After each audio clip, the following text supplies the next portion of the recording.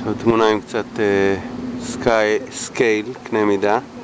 רואים מכוניות ואנשים, ואז מאחור רואים שני המגדלים שראינו קודם. נקראים The Intake Towers, כי הם